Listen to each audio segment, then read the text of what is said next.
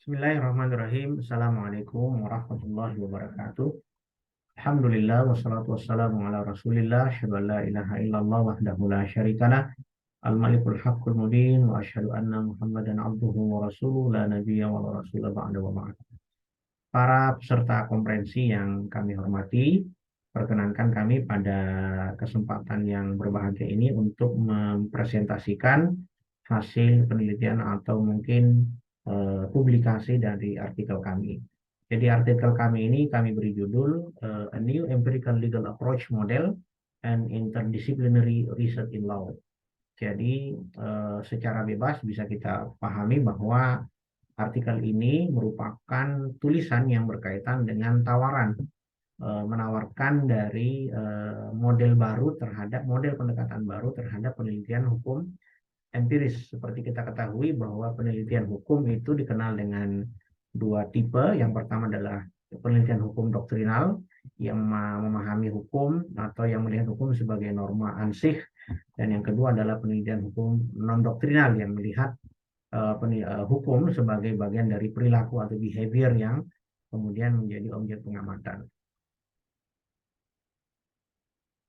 Kemudian kami di sini ada berempat ya, saya sendiri sebagai penulis pertama dan Profesor Huzaifah Dimyati, Profesor Absori, dan Profesor Klik Wardiono sebagai penulis-penulis yang lain atau satu tim dalam gabungan dalam artikel ini. Nah, dari latar belakang yang pertama perlu atau mungkin dapat kami jelaskan bahwa kami menulis penelitian atau artikel ini berdasarkan beberapa latar belakang ya, nanti bisa dibaca di dalam pendahuluan kami atau dalam riset kami. Yang pertama adalah muncul atau selama ini integrasi atau kerangka teori yang dibangun dalam penelitian hukum empiris itu selalu didasarkan pada integrasi yang pragmatis. Misalnya penggabungan atau integrasi antara sosiologi dengan ilmu hukum itu dihubungkan dengan dengan kerangka atau paradigma pragmatis gitu.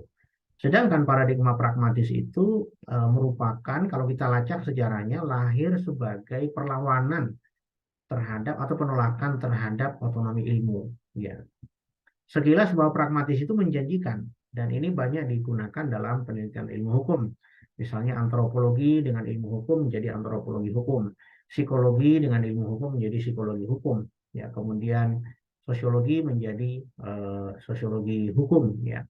Nah, ini semua di dalam pendahuluan kami sudah menjelaskan bahwa betapa pengintegrasian dua teori yang berbeda ini, walaupun memiliki disiplin ilmu humaniora yang sama, itu diintegrasikan berdasarkan kerangka paradigma yang pragmatis. Ya. Kelemahan dari paradigma pragmatis itu adalah dia menolak otonomi keilmuan, ya, tetapi kemudian dia lupa mereduksi signifikansi dari sebuah metode. Ya. Jadi katakanlah misalnya penggabungan antara sosiologi dan hukum. Ya. Jadi pokoknya digabungkan saja antara normativitas sebagai prinsip dari teori hukum, prinsip dari analisis yuridis, kemudian yang kedua adalah sosiologi, misalnya teori-teori yang berkaitan dengan sosiologi. Nah, ini menunjukkan bagaimana teori dalam kerangka teori itu ditunjukkan ada banyak sekali celah-celah yang sebenarnya belum selesai penyempurnaan teorinya. Sehingga kami mengangkat dengan menawarkan kerangka konseptual dari teori integrasi dan interkoneksi yang dikemukakan oleh Amin Abdullah sebagai prinsip bagaimana mendialogkan antara berbagai macam teori yang ada, apalagi ini teori interdisipliner yang masih satu rumpun dengan ilmu humaniora. Jadi kami mengangkat satu fokus bahwa bagaimana model dari pendekatan hukum penelitian dari hukum empiris, pendekatan dalam penelitian hukum empiris kalau didekati dengan kerangka teori integrasi dan interkoneksi Amin Abdullah. Nah, sebelum kita masuk pada metode, kami menjelaskan dulu bahwa kerangka konseptual yang kita gunakan tentu kembali pada teori yang kita jadikan sebagai optik untuk menguji dari fokus masalah atau problem statement yang ada. Seperti yang kita tahu bahwa integrasi dan interkoneksi itu menolak adanya dikotomi keilmuan. Sehingga kemudian dia berusaha untuk membuat kerangka agar ilmu-ilmu itu berdialog. Caranya seperti apa? Caranya dia menggunakan historical approach, ya, atau pendekatan sejarah yang berfungsi untuk menjelaskan apa namanya representasi dan tujuan, gitu.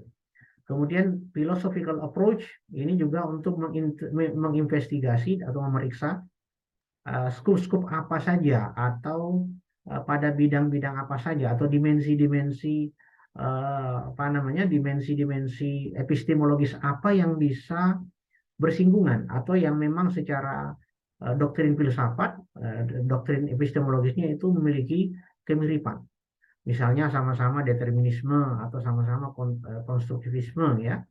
Jadi kita tahu beberapa doktrin epistemologis itu di mana apa namanya sampai kalau apabila dilacak misalnya. Dan nanti pada penelitian ini kita akan jelaskan bagaimana penggabungan antara Weber dan Kelsen. Weber kita tahu adalah seorang sosiolog dan Kelsen kita tahu adalah seorang juris, ya, seorang yang berdiri di atas pendirian normativitas hukum atau legal normativity theory.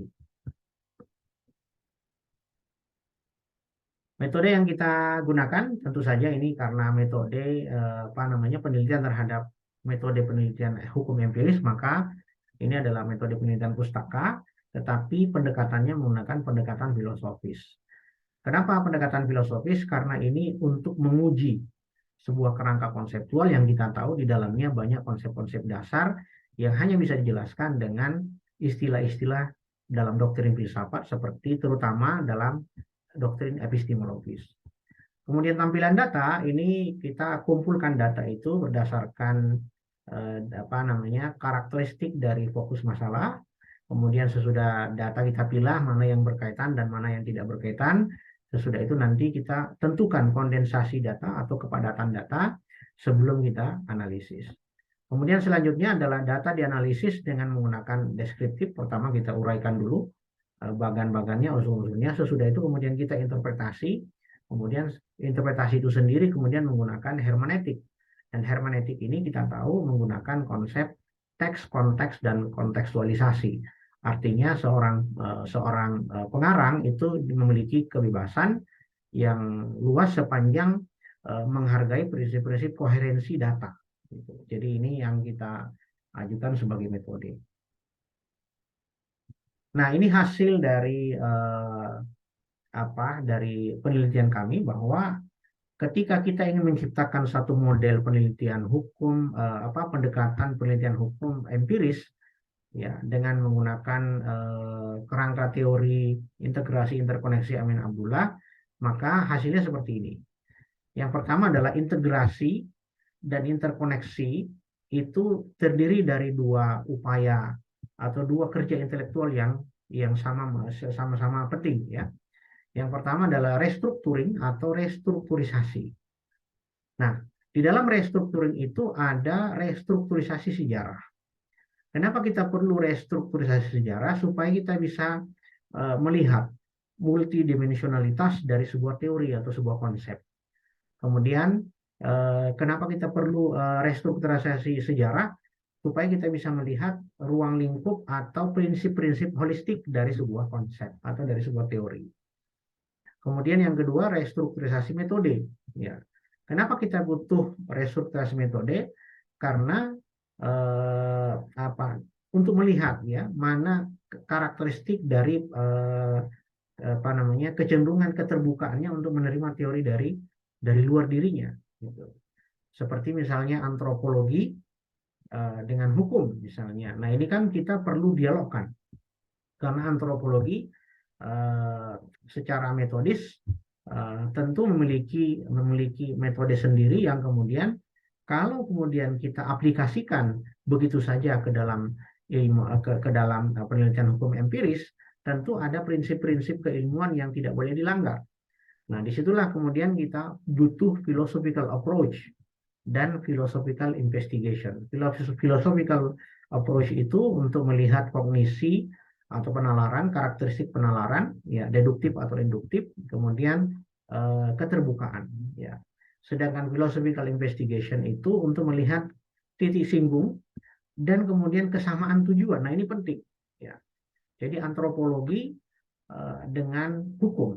Nah, ini nanti titik tujuannya di mana dan titik temunya di mana itu kita akan bahas dalam eksemplar yang akan kita uji.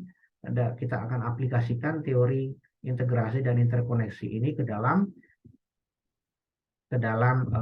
aplikasi atau ke dalam teori integrasi dan interkoneksi sebagai tawaran baru terhadap penelitian hukum empiris. Nah, ini hasilnya. Kita ingin mendialogkan antara Kelsen dan Weber.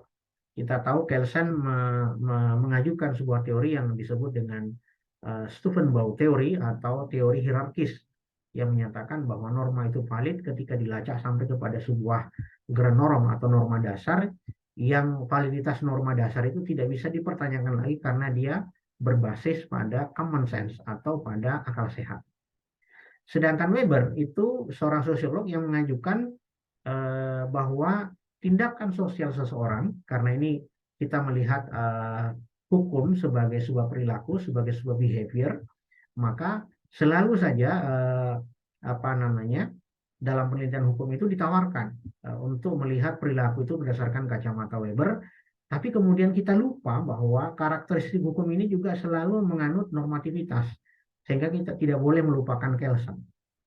Nah, bagaimana cara menggabungkannya? Maka dengan menggunakan kerangka teori yang dikemukakan, kerangka konseptual yang dikemukakan oleh Prof. Amin Abdullah dalam takwil al-ilmi. Jadi ilmu itu memberikan takwil, ya. Nah, ini mulai sudah bekerja bagaimana historical approach, kemudian methodological approach, ya, itu bekerja. Nah, cara bekerjanya seperti apa? Di ini kita lihat bahwa jika Weber itu kita lakukan penggalian historical approach, ya, maka dia akan sampai pada kesimpulan bahwa tindakan sosial seseorang itu selalu bermakna subjektif dan dimotivasi oleh sejumlah pertimbangan, ya. Ada pertimbangan rasional, ada pertimbangan tradisional, ada pertimbangan afeksi atau emosi, ada pertimbangan instrumental, dan seterusnya. Nah, di samping itu, Kelsen mengatakan bahwa validitas hukum itu valid karena ada norma dasar yang selalu didasarkan pada common sense atau akal sehat. Nah, di sini titik temunya para peserta konferensi yang kami hormati. Di sini titik temunya ketika kita melakukan historical approach, dan historical approach ini berfungsi untuk menggali multidimensionalitasnya. Dan tentu saja ini yang kita akan jelaskan hanya satu bagian saja dari bagaimana historical approach itu berhasil melakukan restrukturisasi bahwa ternyata antara Kelsen dan Weber ini bertemu pada satu titik, ya. Sehingga sebenarnya tidak perlu lagi kita kemudian mengajukan teori sosiologi hukum maksudnya teori sosiologi hukum dengan sosiologi sendiri, hukum sendiri, tapi memang sudah benar-benar menjadi sebuah teori tersendiri atau teori hibrida yang kemudian kita kenal atau kita beri nama dengan theory of formal legal action. Nah, inilah para peserta konferensi yang kami hormati, bahwa kesimpulan dari penelitian ini atau dari artikel ini adalah kami menyimpulkan bahwa ketika kita akan menggunakan teori integrasi dan interkoneksi Amin Abdullah sebagai cara untuk melahirkan pendekatan baru dalam penelitian hukum empiris, maka kita harus melakukan dua hal, ya. Yang pertama adalah restrukturisasi teori, dan yang kedua adalah perluasan perspektif. Semoga ini bisa bermanfaat bagi kita semua, dan terima kasih. Sumbang sarannya sangat kami butuhkan untuk penyempurnaan dari artikel dan riset ini. Terima kasih. Wabillahi taufiq wal hidayah. Nun wal qalami wa ma yasturun. Asrum minallah wa fathun qarib wa basyiril mu'minin. Assalamualaikum warahmatullahi wabarakatuh.